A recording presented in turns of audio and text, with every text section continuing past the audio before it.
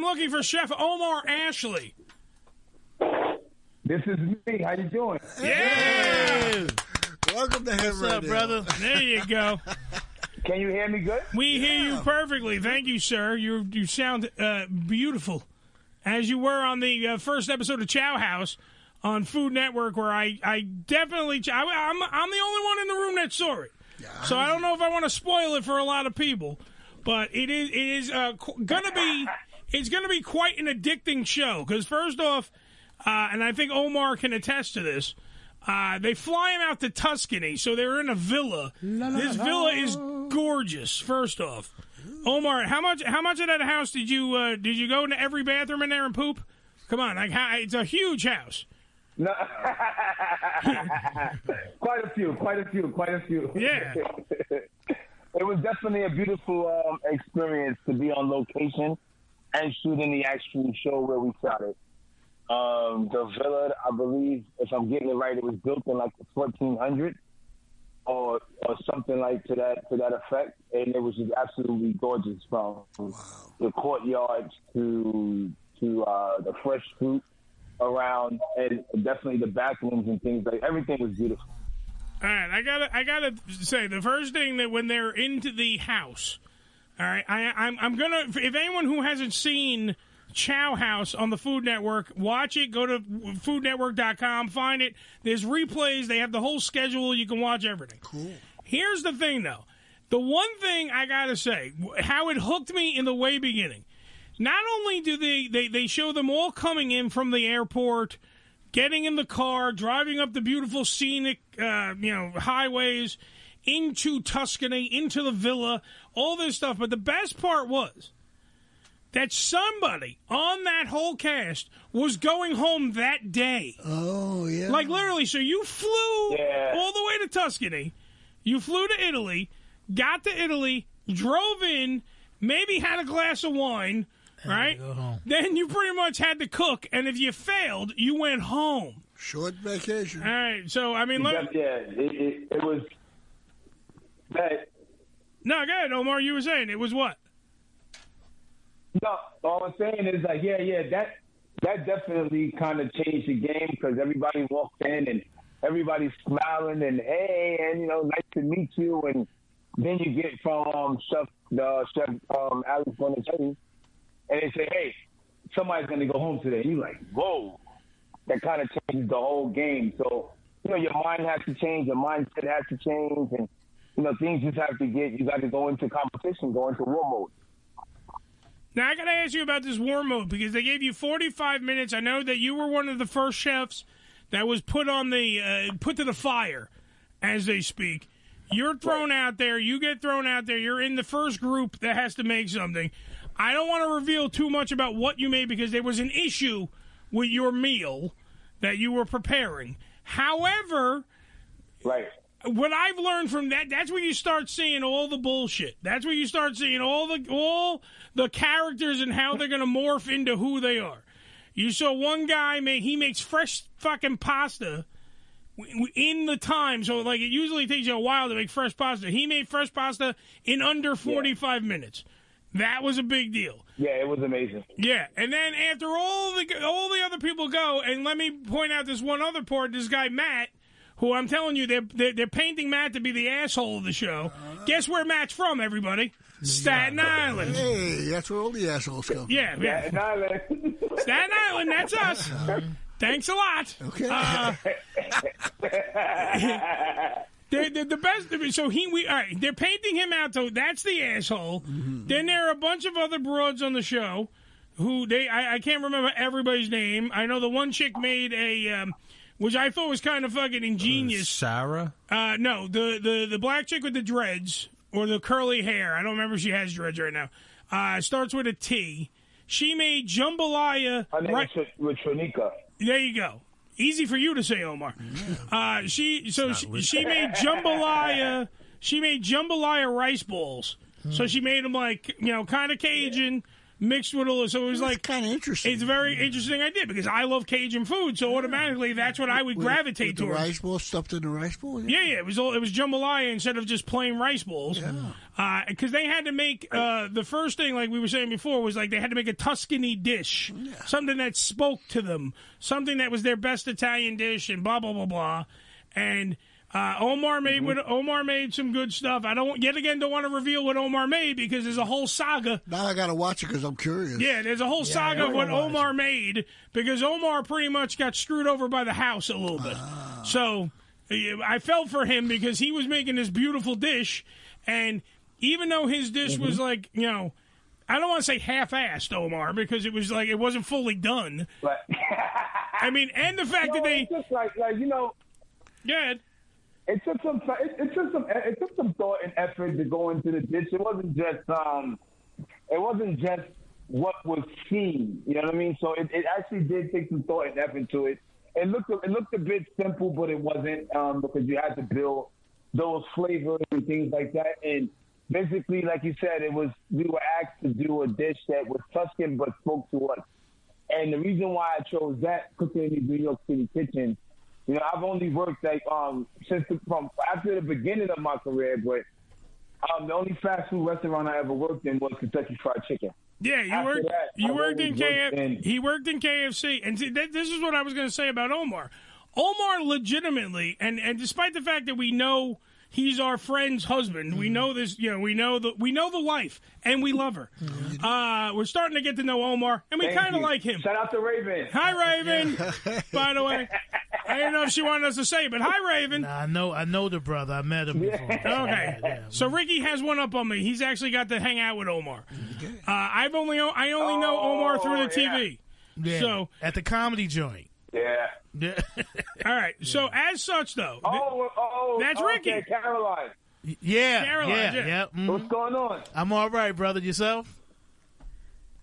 I can't complain, all man. Right. Just, proud of you, brother. Proud of you, brother. I'm gonna be watching. Thank you so much. Yeah, he's on a hit TV show. He's doing pretty good. Yeah, that's right. Yeah. Mm-hmm. So as such, though, the thing about Omar that intrigued us about Omar, though, too, and I understand why he was picked. This guy legitimately is living the American dream. Yeah. He started living in a house with 25 other people, an apartment in Brooklyn, right?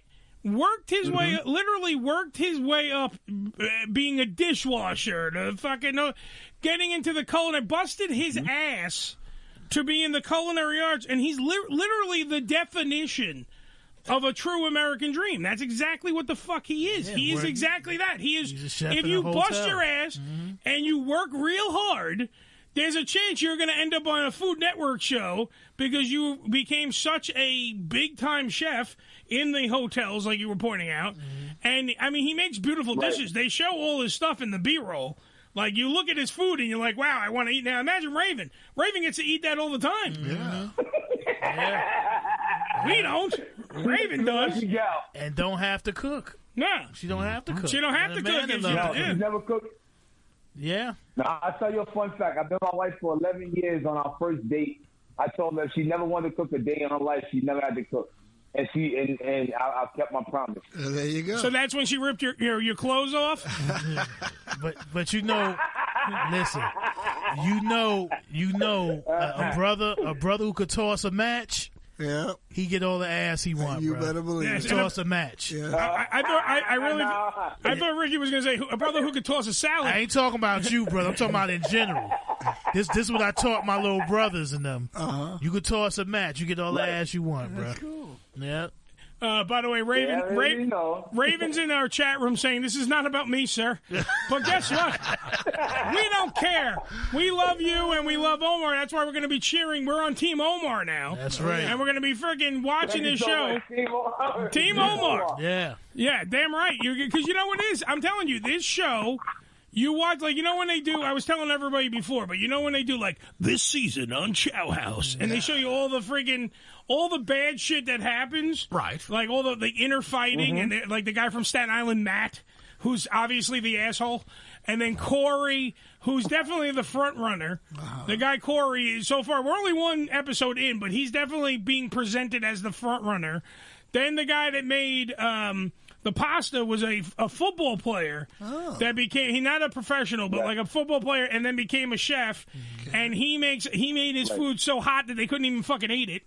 There was a whole bunch of stuff. Like you watch the episode and you're like, wow, there's so many diverse, different shits going on here right now. That these different personalities, because that's the secret to the show. They have to work together, but then they got to fucking compete against each other at the same time. That's the key. That's the hook. If I can say this, when you look at it in that aspect, and then you take a step back and you actually do say, you know what, that's really what it was, because you had so many different personalities, you had so many different backgrounds, so many different cultures as far as cooking wise, that was all together, and to come there and produce what we did, I think we did a damn good job, to be honest with you. Oh, absolutely. Dude, I'm telling you, the show hooks you from the first episode because you really want... and I do have to ask you about the first episode, Omar. By the way, we're talking to Omar Ashley. Okay. One of the many stars, but probably the brightest one, because we're on Team Omar, of Chow House on the Food Network. Follow him at Chef Brooklyn. Well, Chef Brooklyn, Billy? Yes. What was that? That's his Twitter? Right. So at Chef Brooklyn? Right, but the abbreviated Brooklyn. Oh, the abbreviated Brooklyn. Yes. Why don't you just spell it out for the fans? Right. Come on, help Omar out, man. BK. Yeah. Right. LYN. There A you lot go. of people don't get that. A lot of people don't get that. You got to be from the city to understand that. And when I took that name, I think I took that name like about maybe 12, almost 15, 12 to 13 years ago. I actually embraced the name. And it wasn't to say that I was the best in Brooklyn, because, I mean, that's not what I did it for. What I really did it for was because I was more confident enough to put Brooklyn on my back and represent for Brooklyn. You know what I mean? And also, now that I live out in New Jersey, I also represent for Avenel, New Jersey as well. There you go. But I mean, I still have a lot of roots in Brooklyn, and when I took that name, and that's what I took it for. And a lot of people don't, when I say Chef Brooklyn, and I be like, the abbreviation of Brooklyn, they're like, well, what's that? So that's how I know that they're not from the city. Yes. But I'm from the city, born and raised, 37 years in the city. So my soil is there, and we're going to represent. It's Billy's Brooklyn. Ricky got everyone in this room has a little piece of Brooklyn in them. Oh, yeah. I'm probably the less of, but everybody else has. I'm more Staten Island born and raised. Well, I'm hanging out with that guy Matt, who's an asshole. I'm older than they are, but me and Raven grew up in the same neighborhood. Matt's good. All right, Matt's good, but sorry, my incredible joke was you were laughing so hard you missed what Ricky said. Ricky was saying me and Raven grew up in the same neighborhood. She grew up in Tompkins Projects. I grew up in Sumner. But so you shoot at each other? Her aunts and stuff I grew up with. Oh, okay. Yeah, her aunts and stuff I grew up with. Oh, so wow. Yeah, I grew up with her aunts. So, see, it's all a family affair. That's why we're on Team Omar. It's a small world. After all. And you know, a small world. And you know your Brooklyn people got you.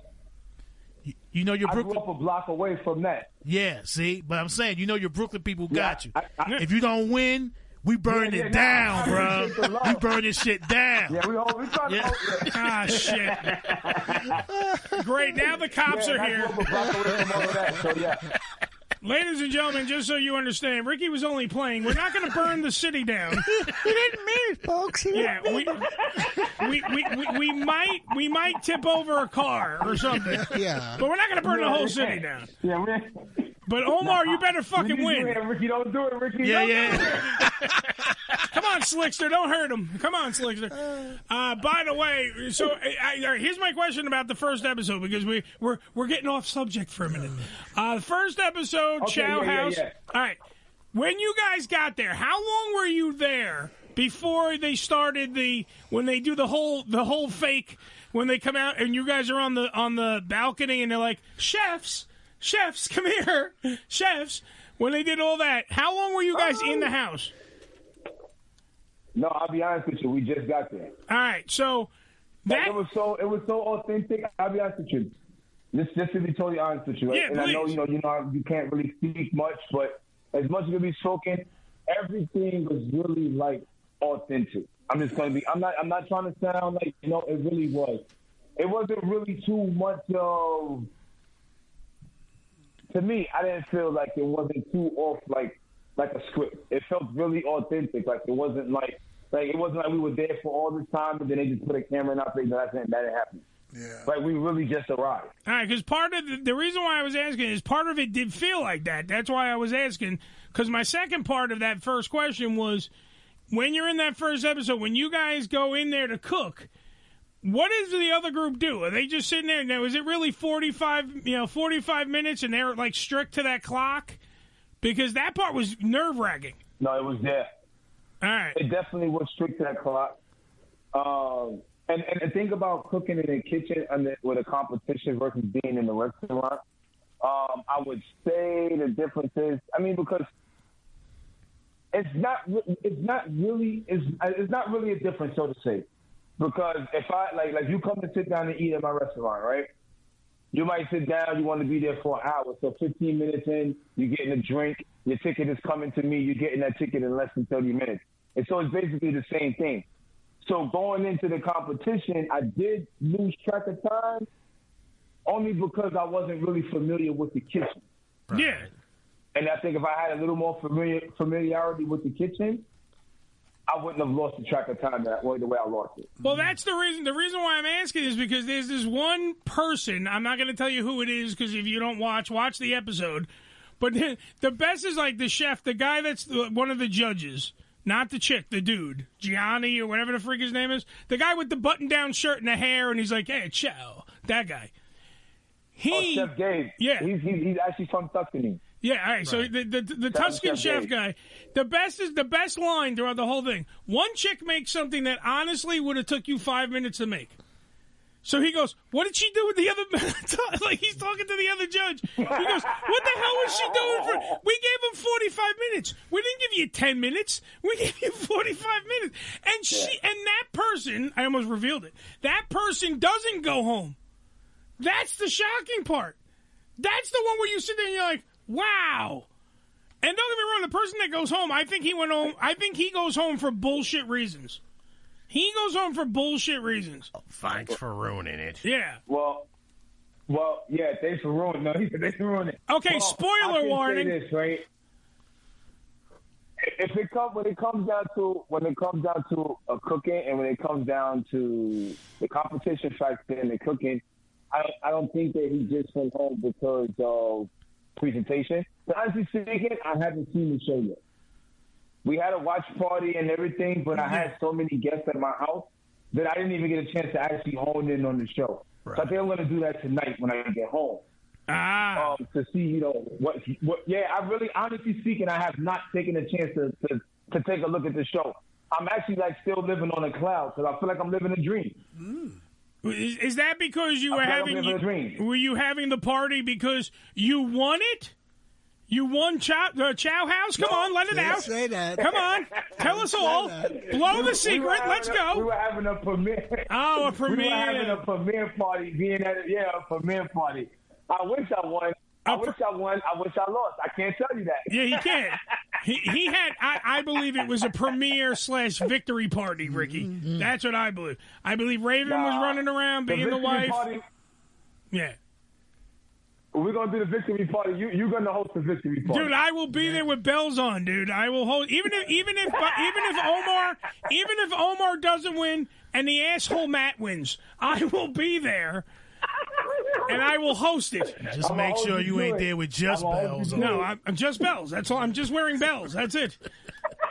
I'm going to wear a whole bunch of them, but there's going to be bells. A bell top and a bell bottom. That's it. So you're jiggling, baby. I'm jiggling. All right, jiggling, baby. Jiggling. All right. So, by the way, the show airs every Sunday at 9 p.m. on the Food Network. You can catch a shitload of replays. Like, I know Billy's chomping at a bit. Billy's going to watch it when he gets home, probably. Right, I'm going to watch it. How many episodes are you in? We're only in the one episode. One episode. All right, I'll watch it on demand. Yeah, so and if you go to foodnetwork.com, you can get all the, they give you, the whole schedule, when the replays are on and when, what the synopsis of the next couple episodes are. And that way you learn, what's going on, because there's a whole bunch. I'm telling you, the whole little thing, the thing that makes this show work, not just because it's Omar, and we love Omar now, and we're on Team Omar, but there's all these different contrasts of people, and then they got to work together, and they got to compete against each other. So it's like Survivor with food. That's the thing. It's like Survivor with food, and it really does. You watch it, and I didn't just watch it because Omar was coming on the show. I could have watched 5 minutes of it and bullshitted him in this interview. I could be like, "Yeah, it's great. You cook food." I could have lied.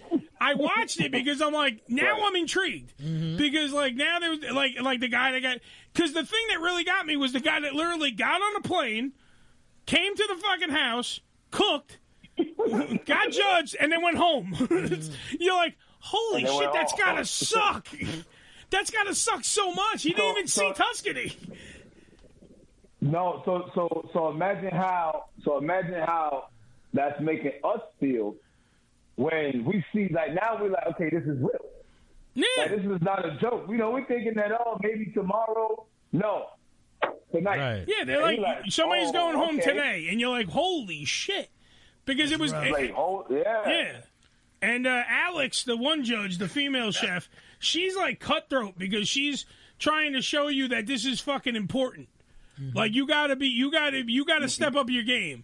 This is not funny haha time that we're making mac and cheese with a box. This is like you're cooking.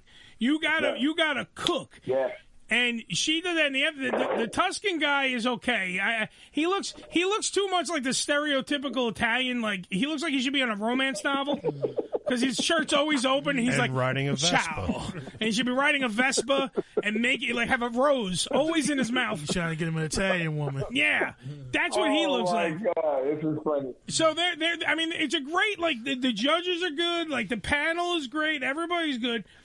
I'm telling you, it's just like the dynamic of the show is just so good that even if we weren't Team Omar, even if Omar went home, I would have had Omar on just to talk about the show because it is that good. I haven't seen Food Network put out a lot of good shit in a while. Yeah. I'm being honest. This is an actual show where you go, wow, because like when they were that cutthroat, we're like, no, you're going home tonight. One of you is going home.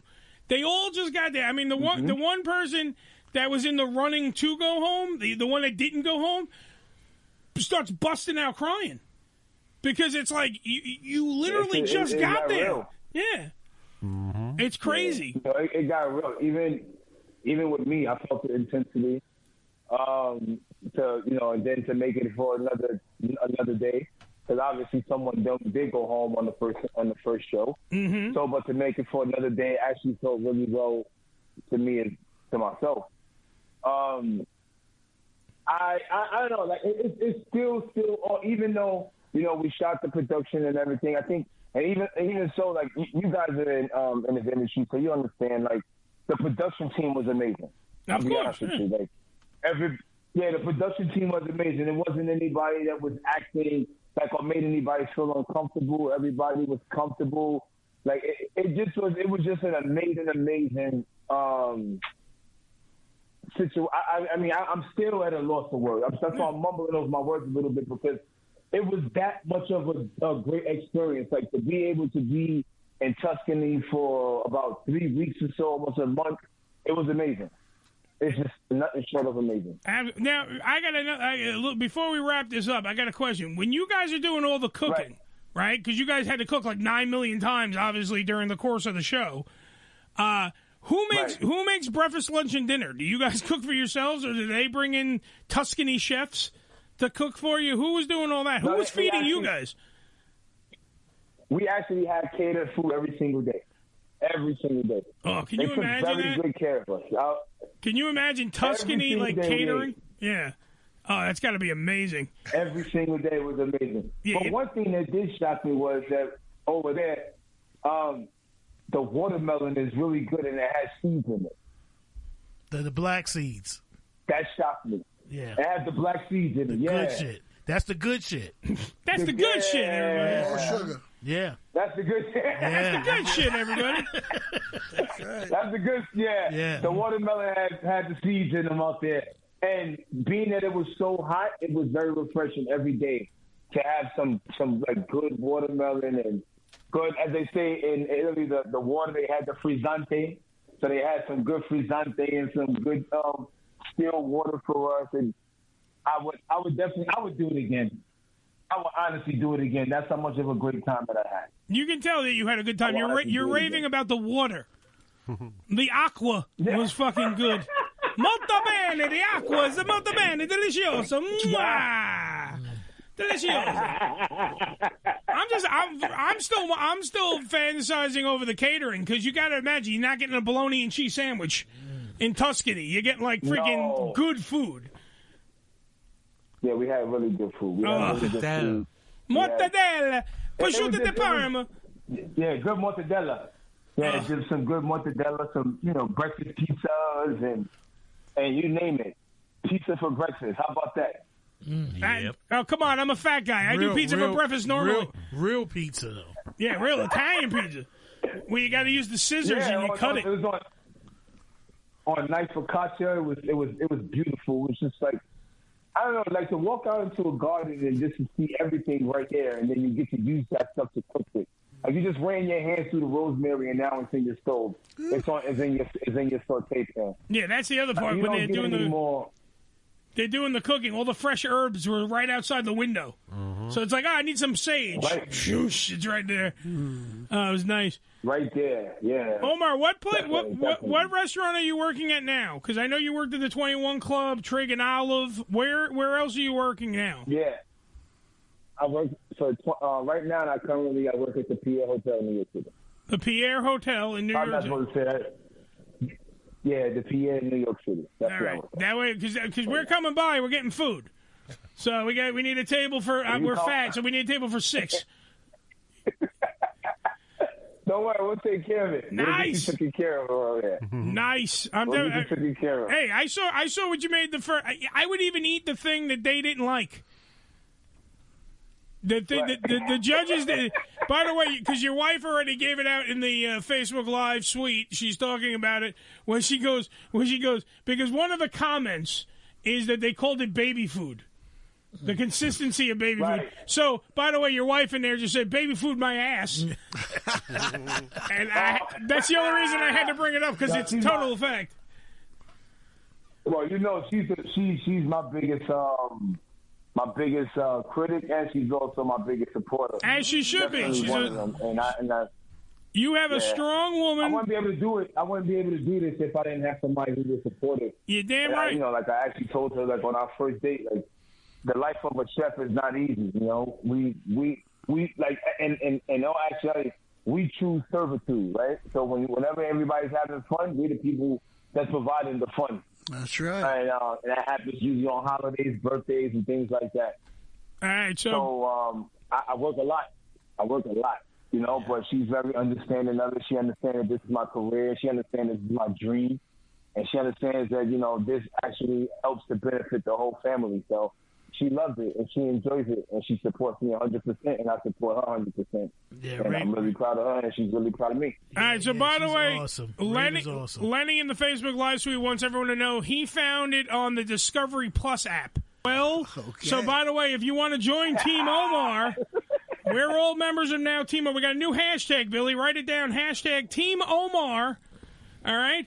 And please, Team Omar. Omar, plaster that shit everywhere, because first off, we gotta go to the Pierre Hotel and eat. Ricky already went to a club with him. I mean, come on, we know the wife. We gotta do this for him. Plus we were in the same industry. Yes. Yeah, because I was big in the hotel industry, so even the people over at the Pierre knew who Ricky Leaf was, bro. There you go. Okay. So if you need any ass kicking, Ricky's here for you. Like, he'll lay the smackdown on somebody's candy ass. Where can people get in touch with you? See, hold on, we're making him laugh. So my Instagram is at Chef Brooklyn, but the abbreviation of Brooklyn, so it's Chef BKLYN. My TikTok is Chef BKLYN _. My Facebook is Omar Ashley, OMARASHLEY. And I do have a Twitter, but my Twitter I don't use it too much, but it's also Chef BKLYN. So those are all my social media handles that I can be reached at. And make sure that you hashtag Team Omar on all those things. Hook up with him on Instagram, Twitter, everywhere that you freaking can find Omar. You hook up with him. He's Omar Ashley. He is the star. On Facebook. He is the star. Fuck everybody else on the show. He's the star of Chow House. Even that asshole from Staten Island match, he is bigger than him. He's Omar Ashley. And he's dying right now because he's choking. He needs some of that Italian water. Someone give him a drink, some agua. And then he'll feel better. Omar, thank you for being on the show, my friend. We will continue, by the way. Thank you so much, guys. Yeah, man. Just a reminder, Chow House, Sundays, 9 p.m. Eastern Standard Time. Check your local listings. It's on the Food Network. Team Omar, don't be a dick. Make sure that this guy wins. Show Food Network that even if he loses, say God forbid he loses, this guy should be hosting diners, drive-ins, and dives over fucking the other guy. Right here. All right. Oh, we're putting that into the air? Yes, we are.